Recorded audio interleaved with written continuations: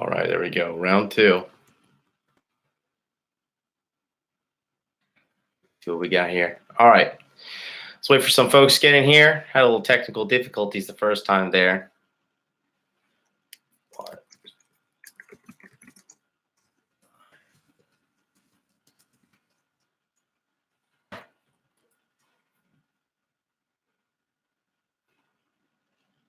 Okay, yo, Winston Wolf, what's going on? I'm just putting out the broadcast here. I just lost the first transmission.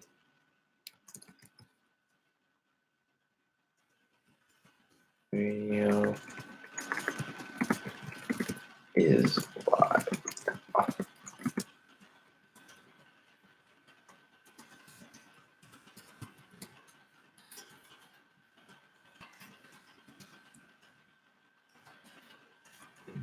Motion here, and we're gonna get started. Let some people show up. Hope you're having a good morning there in wherever you are. Really, it's not just only the United States, but got people all over the globe watching now. Quite the short amount of time. Wasn't expecting that, but hey, what you gonna do? What you gonna do? We are here. We are ready to roll. Tonight is part 4 of my booming internet radio show. Tonight we're going to talk about my life in Osaka, Japan, and how that all ended up going down. And this portion of my life is really very interesting. I would say in Osaka, it was pretty, what can I say? I learned a lot. And actually, when I moved to Osaka is when I launched Modern Life Dating, the wonderful brand that you're watching today. So 6 people. Madar, welcome. Dimitri, what up? Winston, got three strapping lads in the chat. Let's get a lot of girls, Osaka, the poll. You know it. Interview, put on the Instagram, and then we'll get going. And episode 4. Do all you guys follow me on Instagram? I'm very, very active on there. I am a master shit poster. Fukuda Ito ranks 22. Welcome. Oh, all right. Full house. 7 people. I'm liking it. It looks like I get more people when I put the reminder notice. Marcus, what's going on? So, all right, guys. Shall we get the party started? Had a little technical difficulty with my first broadcast. Started a little late too. Try to do a little different here. With this setup, try to make it look a little more professional, but it's a work in progress, but we're just gonna make it happen. Oaktown, what up, dude? About to start working, sir. Looking forward to the audio versions of these. Yeah, I don't know. I have to do I gotta figure out how Donovan did it. I gotta talk to him, but I just figured it's good just to get the party started, to start getting the information out there for the guys that do need it, and from there, we'll take it to the next level. Where's this? Let's see if I can bring this seat up a bit. Oh, that's down.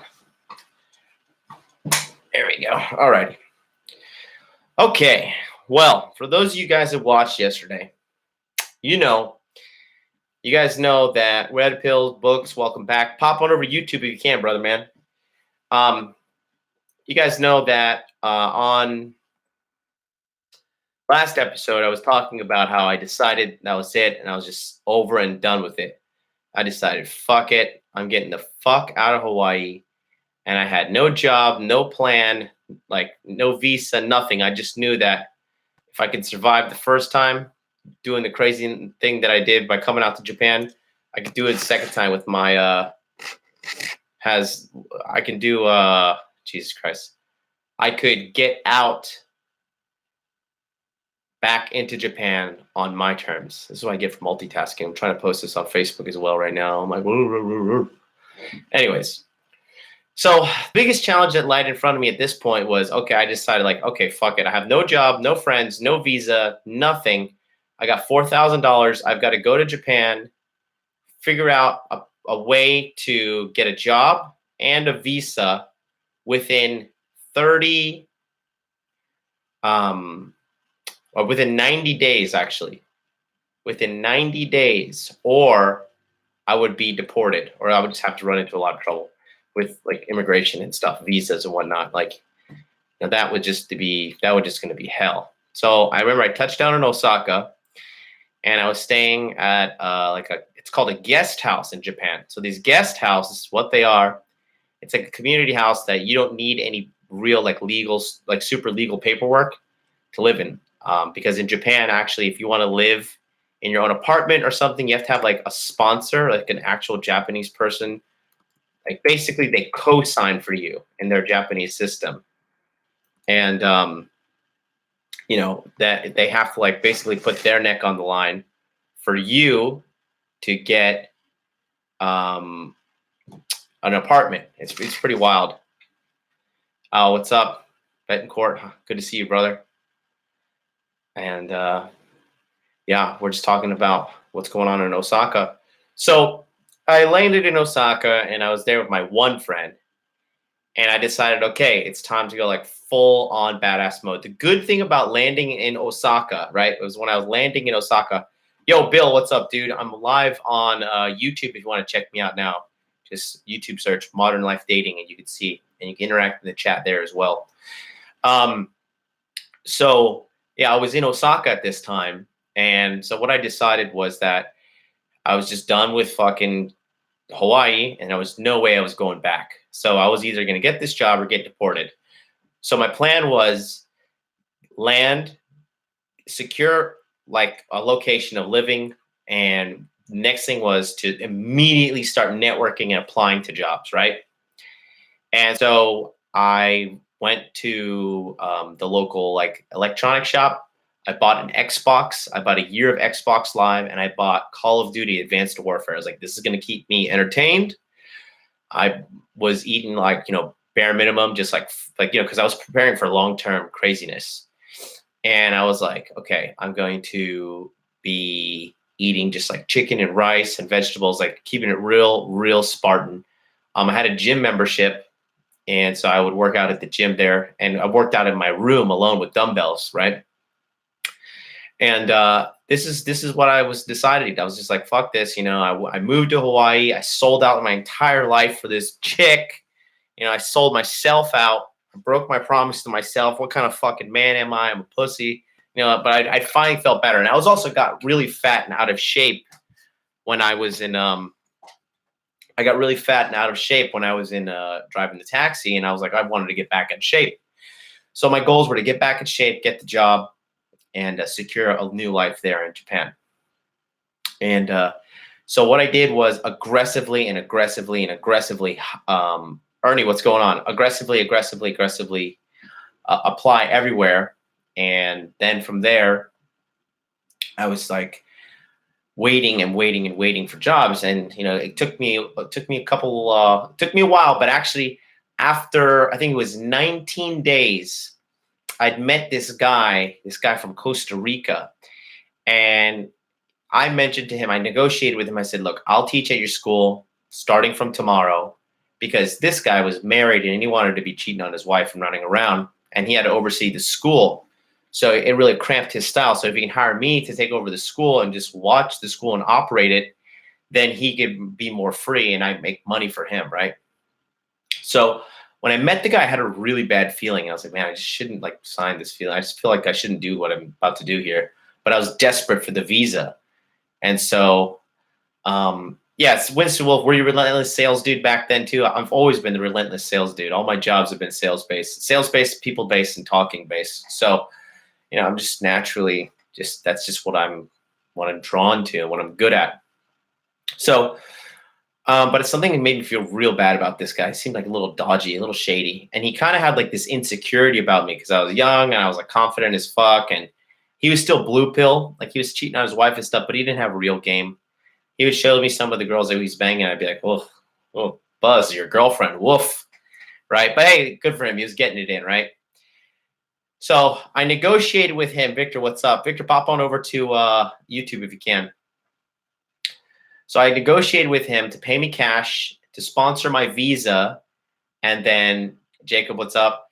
And then from there, I would be able to have my visa. I would work for him for a year, help him build his business. And in the meantime, I would have money coming in. I wouldn't be eating away at my savings, and I would be straight. So he paid me cash the first month around, excuse me. Hey, Harlan, what's up?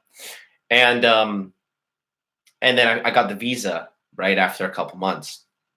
And during this time, living in that guest house, when you go to Japan and you live in a guest house, it is a really good opportunity because these guest houses are usually havens for foreign people and Japanese girls that like foreign guys. Okay. So I remember when I moved into this one spot, that every month they had a party sponsored by the building. There was alcohol and everything. And I remember I saw, before I ran into this girl, and I was in like the community kitchen cooking, and then this girl asked, she like walked in there, and I could tell this girl was like a waitress. Are they expensive? Not at all. She was like kind of like so she was a girl that works at a hostess bar. And so what a hostess is like Japanese guys just pay her money to talk to her because she's beautiful, and they pay like $20 to $50 a drink. Sometimes they buy her bottles, kind of the equivalent to like VIP girls in the States, but these girls are more catering to your ego and whatnot.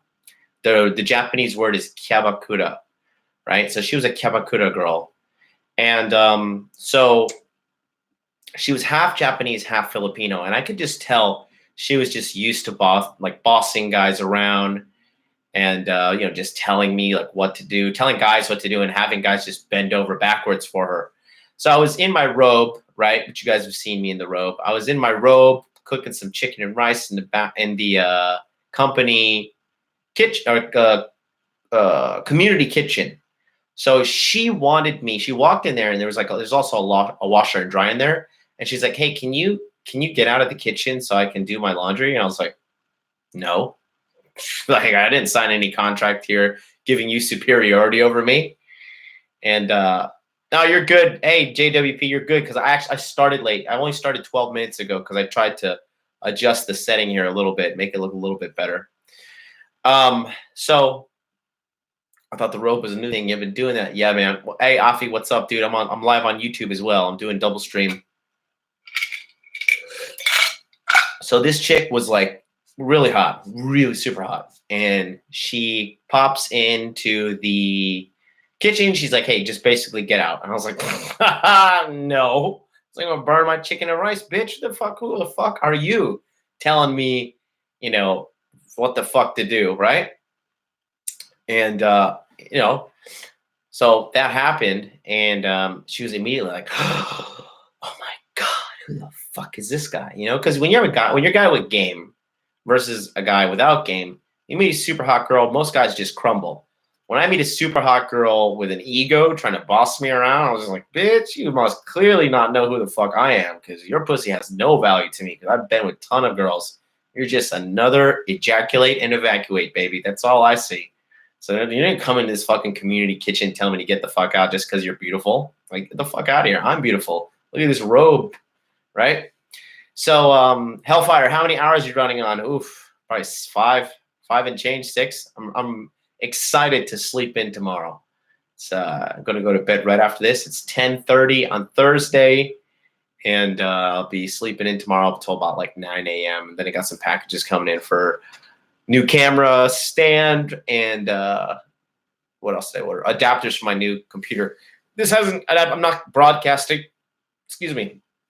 I'm not broadcasting from my new computer yet because I need adapters, because it's the new MacBook Pro that has all those fucking USB-C types.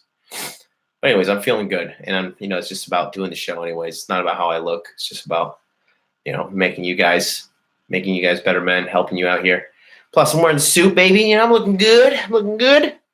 So old girl got put in her place by me, right? And I really saw some serious red pill truths with this chick. Nothing that I hadn't seen before, honestly, but just rectifying my belief system globally, really. So the party came around, and she was there, and she was like instantly like flirting and like all over me. And keep in mind, I was like a fat dude. I wasn't fat, but I was like probably 28% body fat. But when you have super, super high level game, you don't really need to get like super, super in good shape. You can still talk your way into plenty of pussy. That's just the way it is. Okay. So I had my confidence, and I was drinking with all the other people. I'm a naturally friendly guy. I'm a great that guy to go drinking with. All my friends that go drinking with me have a fucking blast. And at this point of the story, I was 29. I was 29 years old at this point of the story. So I was 28, turning 20. No, how old was I? 2014. So 20, 85, 9. Yeah, I was 29. I was 29. And so I was a seasoned pimp at this time. And so we were at the party, and then she just like walks up to me. She's like, you have very, very beautiful green eyes. Where are you from? Blah, blah. I was like, man, shut up. Like, are we doing this or not? I just didn't have time for it. I was having a good time. So I was drinking, and I was just teasing her and brushing her off. Like, bitch, shut up. Nobody gives a fuck. What up, ass Offie? And so yeah, hey, listen, for you guys watching on Instagram, I've got 10% battery left. It's about to die. So get over to YouTube, YouTube Modern Life Dating if you want to keep on watching, because this is going to die. The stream is going to die. So so then she starts putting on some salsa music, and she's like, oh, you're from Florida? Can you salsa dance? I was like, yes, bitch, I can salsa dance. And I was kind of like annoyed with her because I was just so happy to be in Japan. And she really turned me off, like having the audacity to tell me to get out of the kitchen. I was like, bitch, I'll fucking, I'll RKO you out of nowhere. Because we got expert level wrestling in the chat. Right?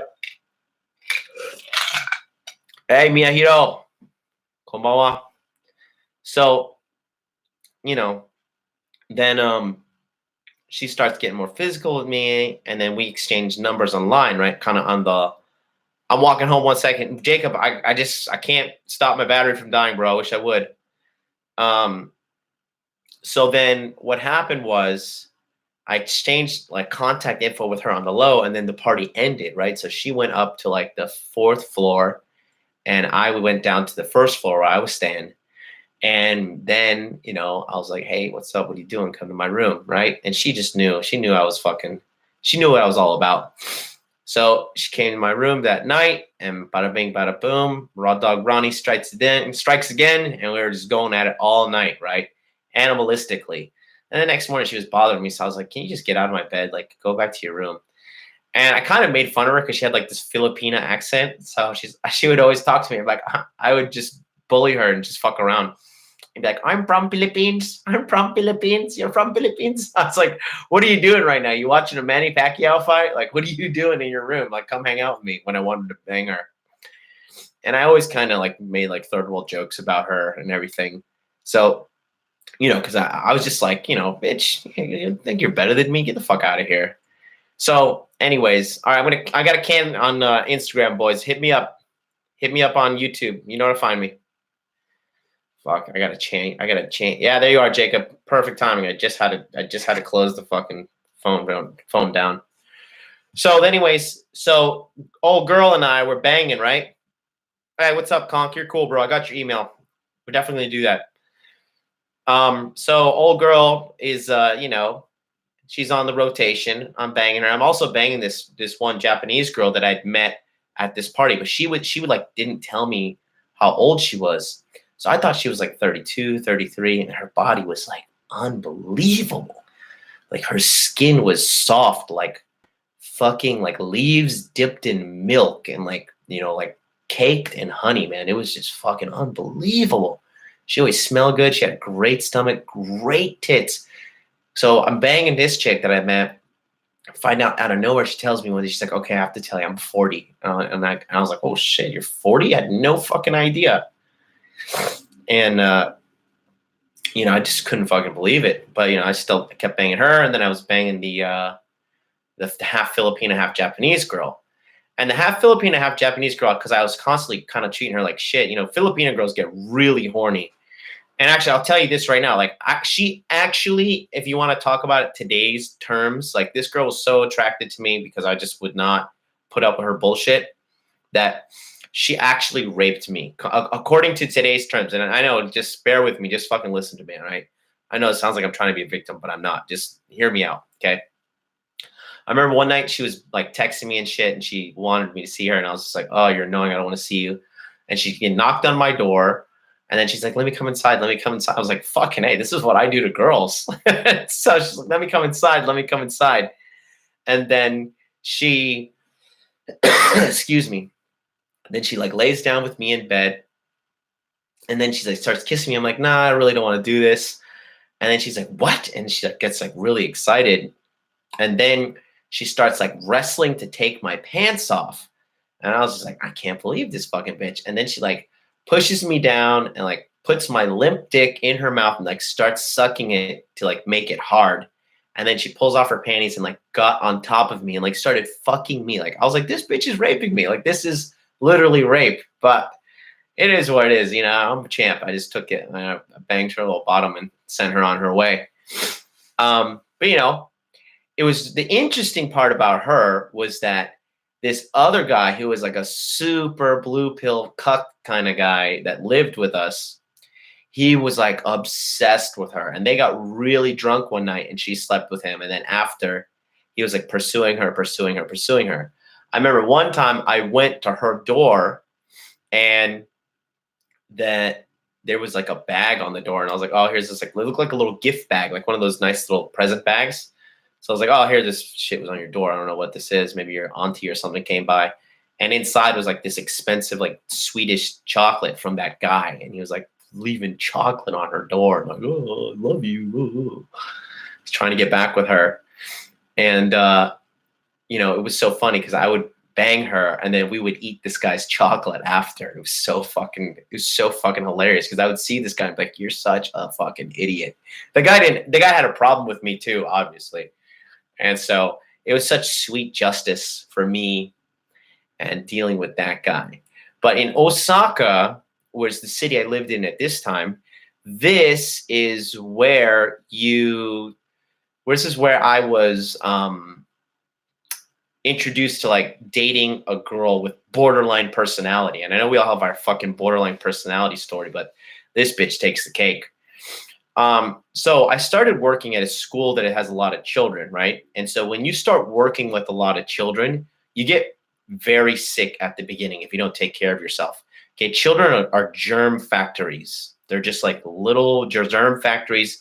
They're fucking touching snot, touching each other, putting shit in their mouth, licking their fingers, touching everything. They're fucking little animals, right? I love them, but they're fucking a bunch of little animals. And so I got really sick. And there was this girl that lived in the building with me, and she was hot. She had some great tits. And she lived on the floor above me. I lived on the 6th floor. She lived on the 7th floor. And I didn't know too much about her, but I got really, really sick. And like one day she knocked on my door to see what I was doing. And she came in my room and saw me laying down. And I was like, oh my God, I was so sick. I was in bed. I was like fucking dying. The room was like dirty. I just was so sick. I couldn't take care of myself. And Nishinari of Osaka, nice. Afi, yeah, that'll happen one day. If I can do a drop on Mac and Japanese women, that's a good gig. So then, Jada, is there a noticeable difference in taste, smell, pussy, sweat of girls different race? I was always wondering. Never had a comparison. Japanese girls, like they keep like hair on their pussy, but it's all nice, trimmed and groomed. The taste is all the same. All pussy pretty much tastes the same, unless she's a dirty bitch. Then her pussy stinks and tastes nasty. Only slam. So yeah, the sweat, I don't know. Girls, I make girls like bathe before they bang me. That's just the sweat thing. That's not really, and if I do, I'm like, it's usually carnal and over quick. I don't like being sweaty and nasty. So then I got really sick. So this girl started like nursing me back to health, right? And, you know, again, one of those moments, I was just like emotionally weak at this point, and I still wasn't seasoned in the game, but also a big part of it was, so what happened was she nursed me back to health, and then I started like hanging out with her, and then we ended up like hooking up and having sex, right? And then, you know, she lived on the 7th floor. So she would always come over. She would always be like, hey, what's going on? I like you. I want to be with you. Let's do this. Let's do that. Let's watch anime together. Let's cook dinner together. And, you know, when you're a busy man, as I am, I'm a businessman. I'm a businessman. I'm a busy man. So you do what busy men do, which is you fuck what pussy is close to you, close, convenient, and low cost, right? And so, you know, she just grew on me, and little by little did I start seeing the signs of crazy. You know, the biggest thing was, let's see, Ragai says, what is your take on giving women validation? Because some red pill brother says eating pussy is validation. Those kind of guys are just fucking losers. All right. That's the bottom line. They're like, oh, I'm not eating pussy, bro. Oh, I'm not validating her. I'm fucking king of the alphas. Those guys don't get pussy. All right. And let me tell you something. The number one way to get a woman hooked to you, okay, is to give her freak, nasty, mind-blowing sex. That'll get her hooked like a fucking junkie. I used to fuck the shit out of that chick that worked with me at Aon Hewitt. I did every nasty thing to her in the book. This chick would fucking sit outside of my house until 2 a.m. to make sure I didn't come home with other girls. I caught her doing it a couple times. I was like, listen, Heather, you can't be doing this shit, bitch. This is your fucking psycho. So eating pussy is fine. All right. And trust me, the guys who are talking about that, they're not getting tons of pussy. I'll tell you that right now. So anyways, that being said, I started getting hooked on this chick, and, you know, I was still seeing other chicks as always. And, you know, but the signs started popping up little by little. She told me that she had a bad relationship with her dad. You know, she was really cute, but she was older than me. She was like 33 at the time, 32. She was smoking hot, man. She was still like fucking big lips, great tits, nice body, you know, good pair of tits too, like nice symmetrical boob to nipple ratio. You know what I'm talking about? It was a good time. So I was with her, and I noticed that like she was starting to tell me her dad like beat the fuck out of her when she was little, beat her up when she was like 15 because she was a bad girl. And then she got pregnant when she was 16 and had an abortion, which is like super rare in Japan. Super, super, super fucking rare. And, you know, so that fucked her up when she was little because she was 16, got pregnant by some guy who was like 20 something in Japan. And then the guy just left. And then she had to like borrow money from her mom and her friends to like pay for the abortion. And I started to notice that she would get drunk every night too. She would drink like a can of like this really strong alcohol here called Chuhai, and it's like 9% alcohol. And she would drink one of those tall boys every day, like about that big, drink every day, and sometimes two. So I was trying to be Mr. Nice Guy, Mr. You know, I was still cheating on her and shit as usual, but I was like, you know, trying to be like Mr. Rehab. You know, I have the psych degree, so I was like trying to help her and shit. But it was just a toxic relationship. Sex was mind blowing, you know. One of the big things too is like, you know, she had all these cut marks on her leg, and from self-mutilation, which she cut on her thigh. It's a commonplace. Japanese people cut themselves to hide from society. And so I found those one day. I was like, what the fuck is this from? And she's like, oh, I used to cut myself. I was like, Jesus Christ, bitch, what is wrong with you? Like, I've never had that kind of trauma, and I had a fucking traumatic ass childhood, and I never like cut myself up. It was just fucking crazy. And I would like dump her, but then she would come back to me and like beg to have me back and like text me and, you know, come to my room. And it was just a toxic relationship. We were like fighting and shit, and like fighting and breaking up and fighting and breaking up. And I remember she like wanted to break up with me one time, and I was like, I don't give a shit. And I went out and dated with like this young 20-year-old with like huge D tits. Oh, her tits were great. And then she was like, oh my God, you know, how dare you? And all this, like, you know, don't, how dare you go date another girl? I thought we were serious and blah, blah, blah. So that was going on. Then pretty much for the while that I was in Osaka, right? I was in Osaka for about a year and 3 months. Then, you know, calls from home started coming in. And that's my mom started this FaceTime campaign, right? She wanted to bring me home back to Florida. And this is another part of the story. So then I got this every day, and mom's calling me every single day, right? And then at this time, I decided to start doing Airbnb because in that year, Osaka was the #1 Airbnb tourist destination with like the largest growth. I think it grew like 800%, right? The population of tourists just grew like a fucking monster. And my buddy had an Airbnb and he was making one there. So I was trying to launch the Airbnb. And then I was dealing with the crazy girlfriend, and I started dating some other girls at the same time. I met a really I like these girls. They're called like Lolita girls in Japan. And they're the girls that wear like those corsets and dresses like Keira Knightley from Pirates of the Caribbean, like those, like they're really tight around the waist and it pushes their tits up and the dress kind of goes out like an umbrella. And I started dating one of these chicks because I met her at a party. And these are like my 2 serious Osaka things. And I had a bunch of different flings, just always having flings.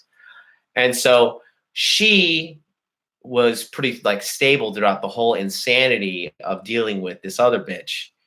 And this chick was interesting too, because she had lost her virginity to her drama teacher when she was 16, and he like did like the Japanese bondage to her, like when they tie them up with a rope and shit, like gag their mouths and tie them up behind their arms behind their back, and like they're blindfolded and shit. Like, look up Japanese BDSM. This is fucking crazy. And this bitch is like their tits tied up, they're like squeezing and get red and stuff. It's fucking wild.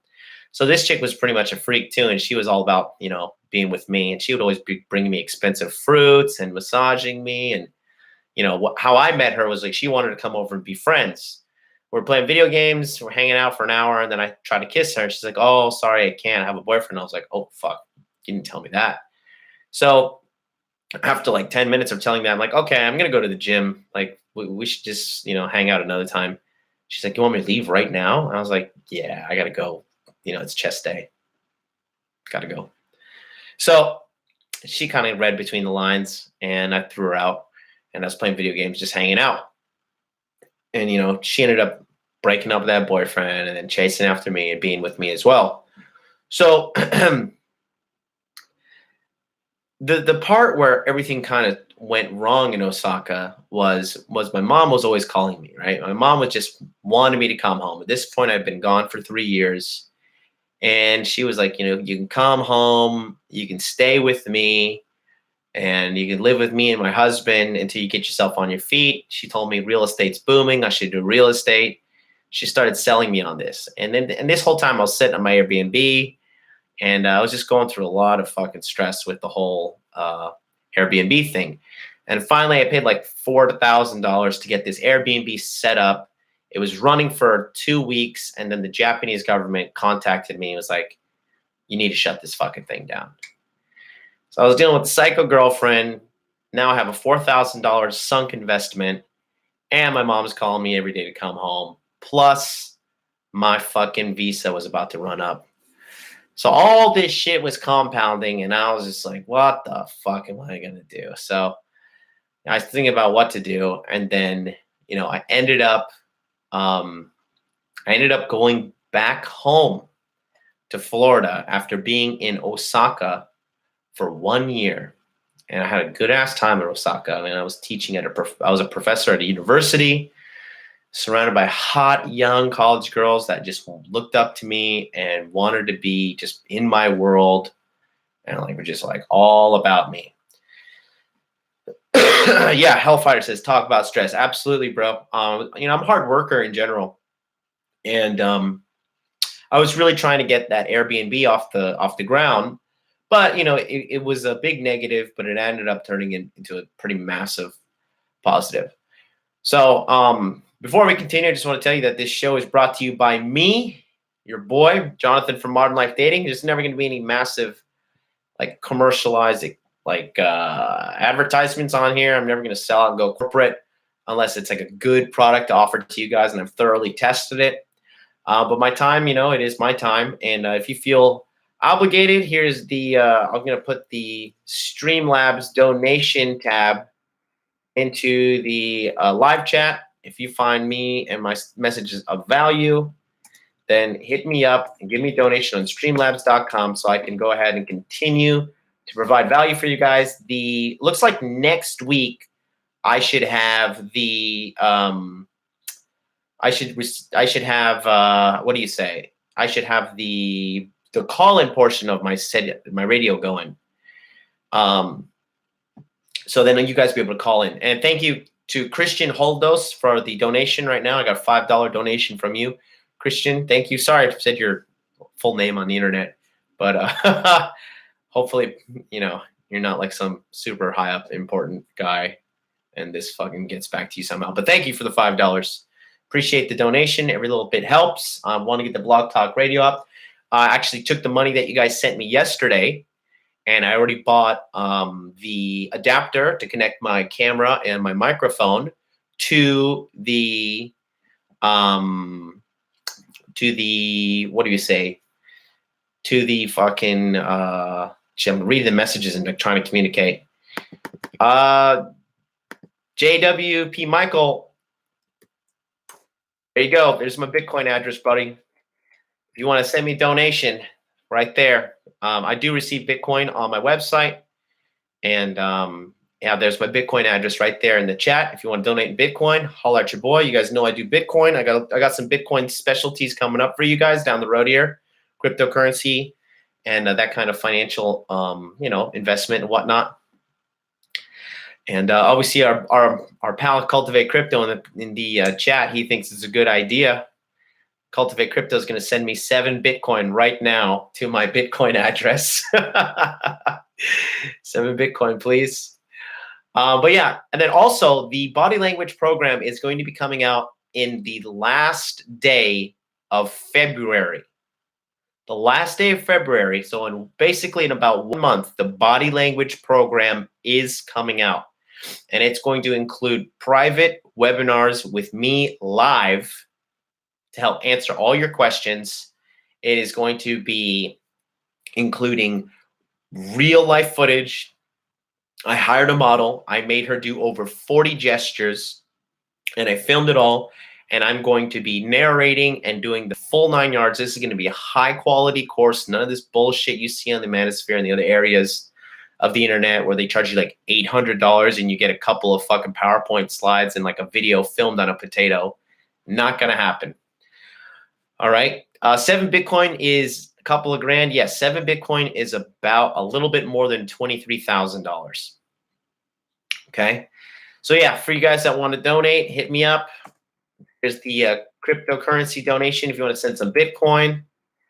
And here is the Streamlabs for all you guys. If you find any value, shoot me a donation and I will be able to buy more equipment. I'm going to get a better set.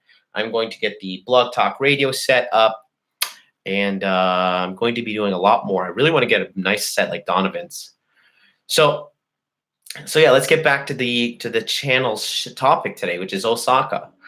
So the Airbnb turned out to be a sunk investment because I didn't do my paperwork correctly. And in Japan, if you don't do your paperwork correctly, you're fucked. Japan is a very bureaucratic nation. No paperwork, no negotiations. You have it, you get it signed, sealed, and delivered, or you're getting shut down. And I got shut down. And so $4,000 was down the drain. I was dealing with this fucking psychopath. My visa was up, and my mom was harassing me and selling me to come home, telling me all these things. We got a car for you, everything. And so once again, because my mom was like telling me, come home, come home, come home, I fucking betrayed myself again. And I negated my purpose. And I did not stay the full 2 years in Japan. And that was another thing because I was listening to, my mom. I was listening to somebody else. I went to Hawaii for my ex. And then the next year I went home for my mom. And then I ended up going home to Florida. And during this time, it was just a big, big, big fucking eye-opener. Big fucking eye-opener. I'd seen how much the states had changed. I'd seen how fat the girls have gotten, first of all. Because mind you, I left the state in 2012. Girls were still dateable and, reasonable around then.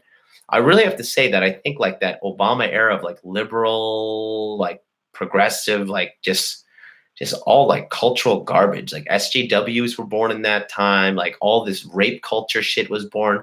And the rape culture started because the Obama administration sent a threatening letter to every university saying that if you don't look into every single rape accusation that comes and provide like make your own little kangaroo court, we're going to pull federal funding from you. And you guys know federal funding in the United States for colleges, loans, and et cetera, like that's huge money. That's like, I think more than 50% of tuitions. So imagine, getting threatened to lose 50% of all your income. You would do whatever they say too. That's when this whole shit happened. So when I left, it wasn't that bad. But when I came back, I'd seen how the country had eroded. And man, oh man, it was so fucking crazy. Yeah, Wasted John says it right there. So true, man. And the more blue the state, the worse it is. SoCal is an example for looks, but not for attitude. Chris L says, yeah, girls here in Florida are trash. Well, I lived in Orlando, and I went back to like Orlando. I would say girls in the Panhandle are good. And Miami is good because they're Spanish chicks, but like Miami is just such a shithole. Like there's so much like immigration that came in and just like fucked the city up. It's so dirty. It's so like trafficky, dangerous. And you got like the Haitian gangs, you got like Spanish gangs and all that shit. And that's just not my scene. I don't do the hip hop scene. I don't deal with that low IQ bullshit. Like that whole, oh, what's up, bro? All dog, all that shit. Like I don't deal with that shit. I don't like dating girls that call me bruh. Or like, who are like ghetto or hood or anything. I just don't deal with that. It's just not my thing. I think that kind of lifestyle is not good for anybody. And, I just didn't like Miami. I would say that if girls are anywhere good in Florida, it's the Panhandle. The more north they are. And it's more red up there. Like, when an area is blue, you guys are not in the States. Like blue means goes like Democrat. Like red means goes like Republican. And red is like more traditional America. And JWP, yeah, Miami looks fine in 80s films. Yeah, that's very true. Miami was a good ass time in like the early 90s and the 80s, but it started going south like in the mid, like I would say like from like from the 2000 on, Miami started getting shitty. Just because just crazy immigration, like so many illegal immigrants go there because they like take boats and shit and get there from South America. So, yeah, so I was back in Florida and I just seen how it was getting terrible. And I brought old crazy with me. I was still like in love or whatever, despite her not even saying goodbye to me on my last day in Osaka, going back there. And Conk says, I used to live in North Colorado, very blue, very smelly hipster women. I just got back from Colorado, and I've got to say, man, walking around in Denver, I was just like, good God, this is fucking disgusting. Wasted John says, nothing against Democrats, by the way, but man, they're fucking up women's feminine nature. Yeah, and for that reason, I don't like them. That's it. They fuck chicks up, dude. I've seen so many mentally damaged chicks that are like, I'm a progressive Democrat. But anyways, so old crazy girl came with me, right? And she came back, and initially it got a little wild, right? So I got a colorful history with the guy who married my mom, because the guy, he's like, first of all, he's a loser, because let's be honest, he's in his 40s and he married my mom, who's in her 40s with 3 kids.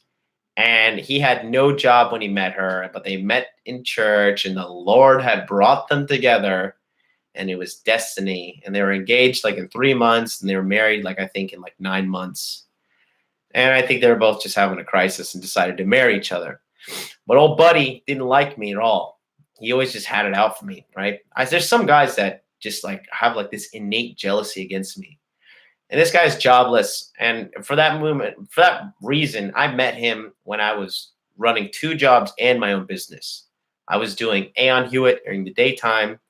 I was working at the nightclub at nighttime, and then doing my sofa business whenever the calls came in to make sales. So I met this guy, 40s, no job. I was just like, dude, you're a fucking loser. Like, I'm trying to make it, and you're just like, no job, like on unemployment, And he has like this rich uncle that would pop in his life once in a while, give him like 5 to 10 grand at a time. And I was just like, dude, you are pure, like, just loser. You're everything I do not want to be. And he didn't like me. And so when I was like 25, this is about a little bit before I went to Japan, about a year before, my mom was supposed to come over because I was managing my uncle's apartment unit, right? And she was helping me manage it. And we had both negotiated that we would paint the bathroom on Sunday. So I was at the unit hanging out, and I was like, okay, hey, I'm here. And my mom was in a bad mood, and she was fighting with her husband. And Buddy decided like to snatch the phone out of my mom's hand and start yelling at me. And at this point, we already had some tension building up. And, I was going to the gym, 4 or 5 times a week, hitting the bag. I had a punching bag in the backyard where I was living there, so I was just like, you guys know I do jujitsu and I wrestled in high school. So I'm not an easy man to kill. Okay. And, he took the phone from my mom and started yelling at her. And I was just like, look, dude, his name's Thomas. I was like, Thomas, listen, dude, you are old. You are a loser. You are poor. And I said, if it wasn't against the law, I would beat your ass right now. And he was like, rah, freaked out on the phone and hung up. So I sat down and I was watching football. It was a Sunday. And I'm just sitting down. I'm like, okay, looks like I'm going to have to fucking paint this goddamn bathroom myself. And then I hear like a boom, boom, boom on my front door. And I was like, oh, fuck, what's this?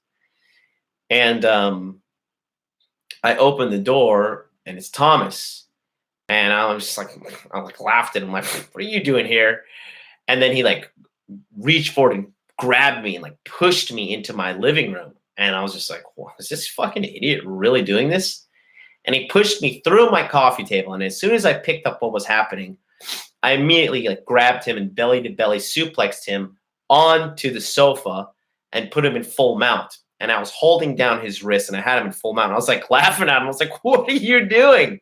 I was like, what are you doing? And then he tried hitting me. I was like, oh shit, this guy's fucking crazy. And so I pushed his left hand down with my right hand and he like flinged it up and then I clocked him in the face and I hit him, right? And then I put him back down and I knew this guy was a pussy. And I was like, if I damage this guy's face, he's going to go to the police and cry and call whatever, right? So I was like, okay. So in jiu-jitsu, they teach you like when you push in one direction, people naturally push back in the other direction. So I was like, all right, I'm going to strangle this guy completely unconscious and just throw his body out the front door and just like have the police pick him up or something. So I was way stronger than him too. So I like pushed him down. And then he like, reactionarily pushed up and then I let go and he sat all the way up. And then I slung my left arm around his neck, my right arm behind his head, and I started choking him. And I was like, got you, bitch. You going to bed now.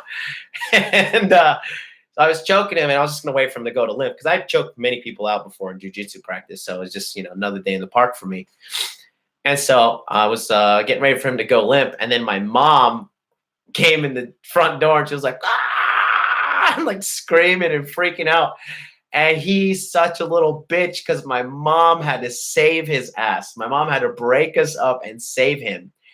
And so this is happening. I'm fucking heated at this moment. I'm just like, dude, get the fuck out of my house right now. Because I was living in that rental unit that my uncle was having me manage. And I had roommates in it. And I was the boss there. So I was like, dude, get the fuck out of my house.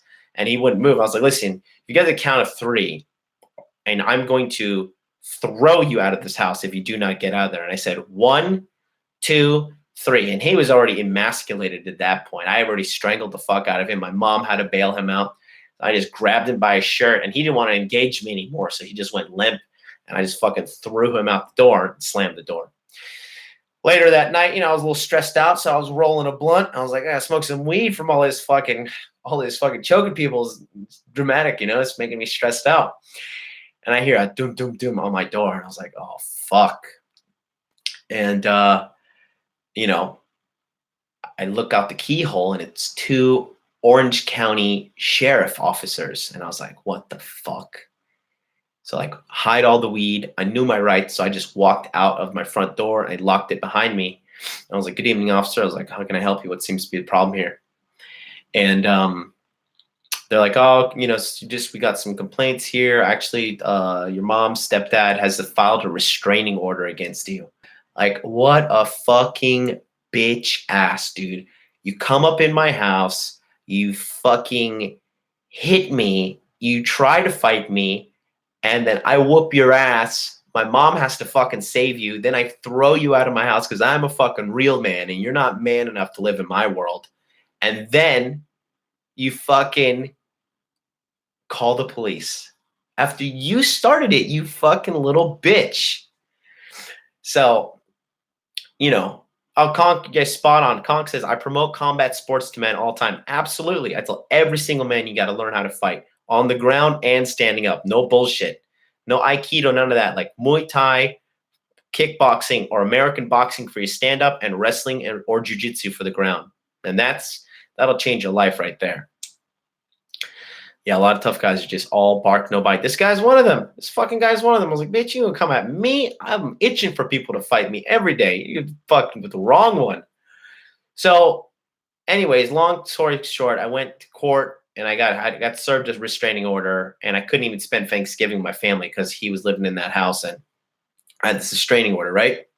So, Polish man, JWP says, and the sword as well. I'm all about it.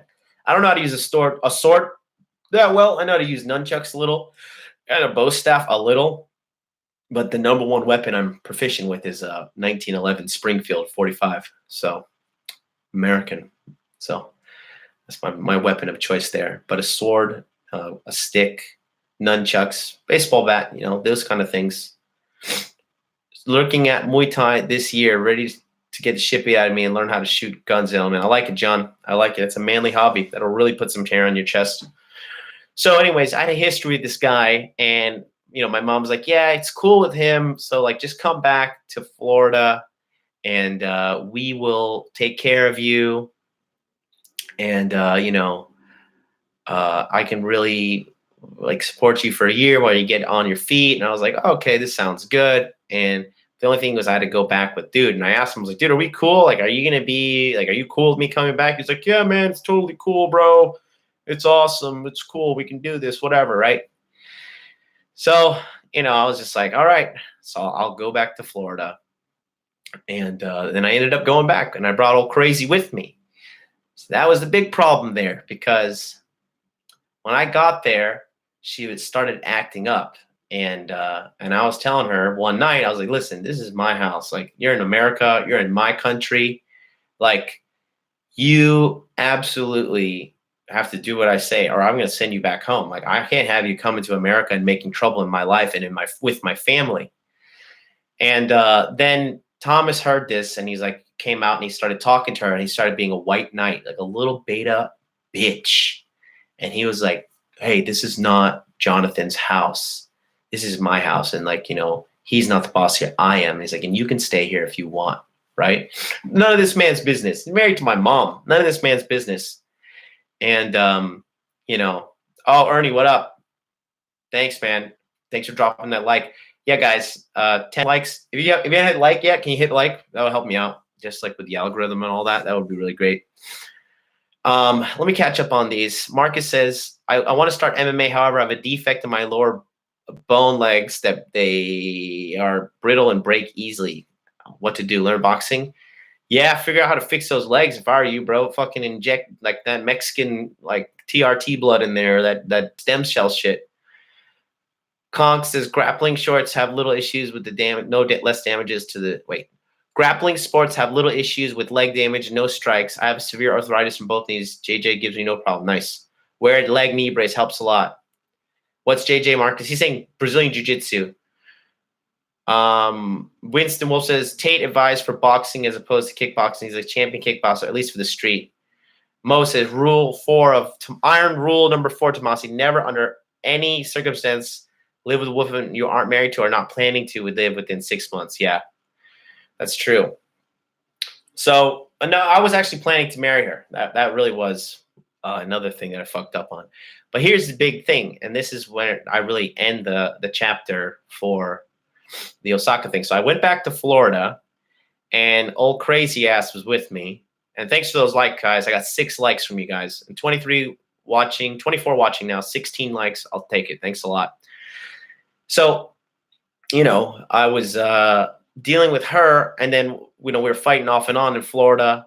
And then what happened was my mom had this piece of property, right? And they had tried for all the time that I was gone to make it profitable, and Thomas was in charge of it, and Thomas was just fucking everything up, fuck up after fuck up after fuck up. The story of his life. Foreclosed on his house, bankrupt, broken car, just a fucking loser, right? And so then my mom had this property, and I had just learned how to do Airbnb in Japan. So what I ended up doing, within 14 days of landing, I started an Airbnb with that property of hers, and immediately it was profitable. Within 3 hours it was an hour and a half of launching, we got our first booking. And then from day one that I launched it, every single month was $1,000 net profit minimum. So, it was just fucking, it was a success. And it was a real thorn in Thomas's side, because it made him look like a fool, because I had touched down and made that thing profitable in 15 days, because I launched it on April 15th. And, he was really like looking like a fool, because at this time he was still unemployed, and he was just like working part-time at a house full of autistic kids. And I guess it was like help him feel superior, because he's like, those are the only people he's better than, so mentally challenged people. That was at least my mom's theory when she was bitching about him. But so one day, me and old girl, she was only with me for like about 3 weeks, right? And she was fighting with me one day, right? And I was just like, look, I'm done with you. And I just took the car and I went for a drive. And I came back to the house and she was gone. And so also Thomas was gone, right? So what happened was they disappeared, and then she came back walking and he came back in a car. But they ended up talking when I was not there, and they went off to the beach together, right? So this chick ran off with Thomas to go hang out at the beach or whatever. And they said like she smoked a cigar with him, and like they just hung out on the beach, and he was doing that just to get revenge on me. And when my mom called me, and she was all like, oh, what the hell? Where's this chick disappearing with my husband? And I was like, the whole family hates Thomas as it is. So it was just another I told you so moment for me. But for me, with the girl doing that shit, that was just the last straw. So she came back home and she confessed to me that she left, because like they tried to act off like they were, she just walked somewhere and that he drove, and they came back separately. And so then I was just like, all right, bitch, you really fucking think I'm going to put up with this shit? The moment she told me she did that, I was like, you need to book a flight right now. And she's like, are you serious? I was like, you need to book a flight right now. I was like, you need to book the earliest fucking flight too. And I was just like, book it. I was like, I don't give a fuck about you. I was like, you got 24 hours. And if that, as if not, I'm going to fucking throw you on the street and you could be homeless in America, bitch. You going to fucking think I'm going to tolerate that shit? That kind of disrespect to me, my dignity, and my family? I was like, no, that's it. We're done. I'm done dealing with you. I was done dealing with that toxic bullshit. And it was just a toxic relationship. But the BPD girls, the bipolar disorder girls, they reel you in with that like toxic atmosphere, that toxic behavior. It was just so fucking just like disgusting. And so, I just wasn't having it. So she booked a flight, and I think 2 days later, I was driving her to the airport. And I remember she pissed me off so bad, man. She made me so fucking angry doing this shit. I remember I was about an hour away from the airport, and I had to drive her. So we just drove there in silence. But the entire time there, I was like hotboxing the fucking van and just making sure she stank like weed. I was like, I hope they fucking detain her. I hope they fucking strip search her. I hope they put their fucking gloved hand up her ass. Like, I just fucking hate this bitch. And that was it. I took her, I dropped her off, and never seen her ever again in my entire life. And I have zero fucking regrets. And that bitch was the end of the OSAKA chapter. And so that will do it for tonight, guys. That is part 4 of the origin story. Mo says, have you always been red pilled, or what point did you start changing? I've always been red pilled, but as like I always have been just a player. I've always been a player. And you know, you can DM me on Instagram, and I can tell you more in detail off air. But I'll put my Instagram in the chat for you guys. Follow me on Instagram. It's at Modern Life Dating. These fucking anime like cliffhangers. Because I'm going for an hour, John, and honestly, I'm tired, guys. I'm looking forward to going to bed right now. I'm gonna watch some fucking anime. Actually, I'm gonna watch some anime on my new computer. And I'm just gonna sleep tomorrow. It's 11:15 now. I'm looking forward to waking up at 8:30 tomorrow. It's gonna be fucking glorious. I'm gonna get a full night of sleep. It's gonna be great. And then so tomorrow we're gonna talk about. I am watching Grappler Baki. I'm watching the original one though. Yeah, I'm watching the original one. Dude, I love One Punch Man. That anime is fucking great. Thank you guys. Thank you guys so much. I really appreciate all the positive comments I'm getting right now. And again, if you guys feel sorry for me, or you feel value from what I've said, I've put my Streamlabs in the live chat. Hit me with a donation. That way I can just make the set look better. I can get music. I can get I really want to up the production quality of this. And I think it's going to be great. And yeah, JWP, man, appreciate that. These shows are great. Thanks, bro. Onkel Sandra, I think that's the first time I've seen you ever say something in the chat, but thank you. Am I going to be in a Red Man group this Saturday? I'm not entirely sure. I hope so. I'm planning on it, but I will be on the post show with Donovan Sharp, and we will be talking about what happened on the Red Man group. How many chapters? So what I'm thinking is, I don't want to tell you, because I want to keep that. I kind of like it's my fun with you guys. Okay, that's like my one selfish point, to be honest. All right, I'm not going to tell you, but we're going to go up until current day where I am today, and this story today we end when I'm at age 31, and now I'm at age 33. Okay, no, I'm at age 30 in the story. And now I'm age 33, and I just turned 33. So, the next episode is going to talk about my time back in the United States, which was April 2016 to March 2017. I'm going to tell you about the secretary girl. And maybe I shouldn't tell you. I don't know. We'll see. We'll see where this goes. We're going to make sure it goes organically. Yeah, Mosi says, let's hit 1K subs by the end of this month. Promote this channel. Yeah, if you can do that, that would be fucking spectacular. Remember, guys, the body language program is coming out. Conk, do an episode on the future predictions for your life. What your end game goals? I'm gonna cover that. He's mentioning, you gotta tell us. I will, Jacob. I definitely will. Oh, Jacob, you get everything because you're here in Tokyo. I tell you everything.